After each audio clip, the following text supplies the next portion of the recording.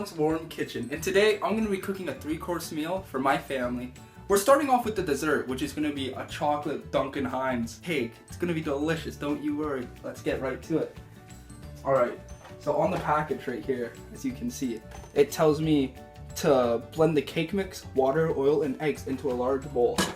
So let's do that. Alright, so we gotta pour the cake mix into the bowl. And then we're going to be putting 1/3 of a cup of oil in with the cake mix, as well as 1 cup of water in with the cake mix.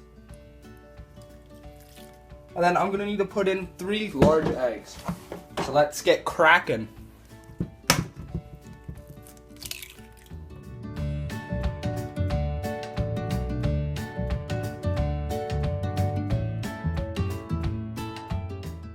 I'm gonna grab my whisk out. I'm gonna start whisking it for about 2 minutes.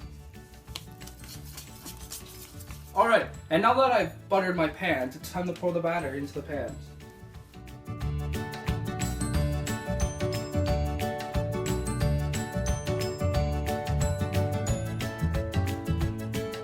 And now that I've poured the batter into my cake pans, it's time to put them into my oven, which has been preheated at 350 degrees Fahrenheit.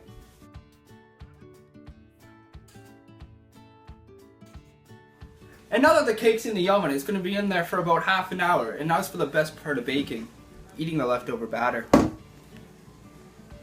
Alright, and now that I've cut my garlic, I'm going to be using this garlic press to put it into these little gloops of garlic, because I'm going to be putting this garlic into my meatballs and into my sauce. So let's get pressing.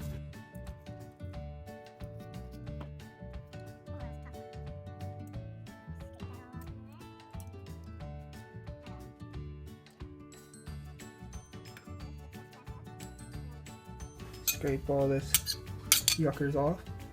And now I will just be pressing the rest of this garlic down to put into our sauce and into our meatballs.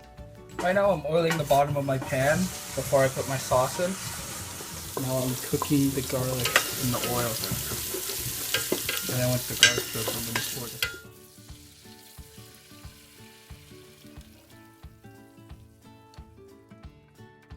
I am now stirring the sauce. Now I'm going to be pouring some more sauce into the homemade sauce that we did earlier, so that way it's a thicker sauce and there's more a quantity of it.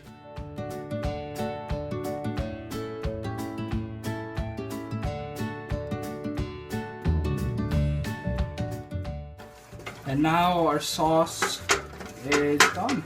And now we just let it sit on a low temperature for a couple hours until it is done cooking. Now we're starting to cook the meatballs. I'm starting off by chopping up some onions.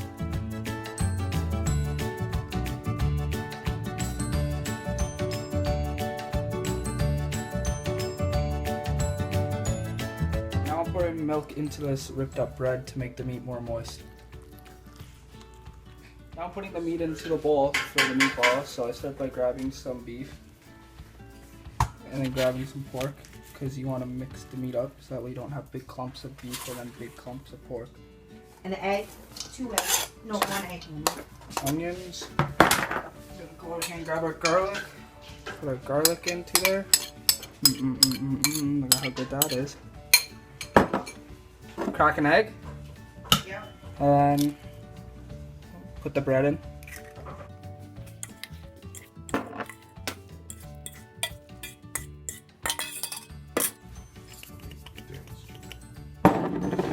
Salt, pepper, and some basil leaves.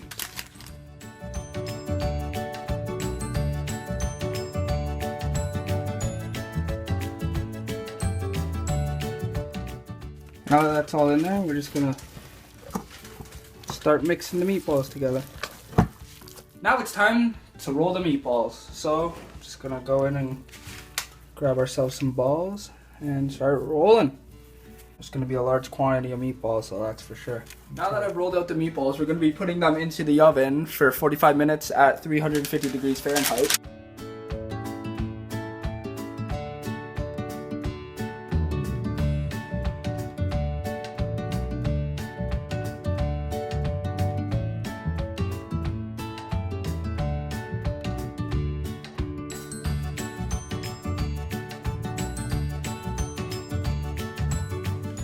Now we're taking the meatballs out of the oven. Those puppies. Let's just grab a knife and cut one in half to make sure that they're cooked inside. How's that look? That looks cooked, doesn't it? Yes, it does. Alright, now we're just going to let these guys sit and cool down. Now that the meatballs have been cooking in the sauce for about an hour and a half, it's time to add the noodles into the boiling water. So that way our pasta's ready.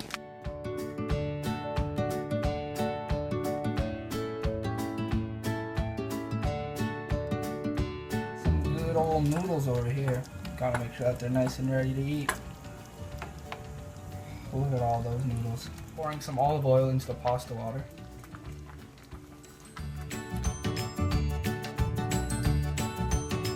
I made some garlic bread as my appetizer. It's time for me to strain the pasta.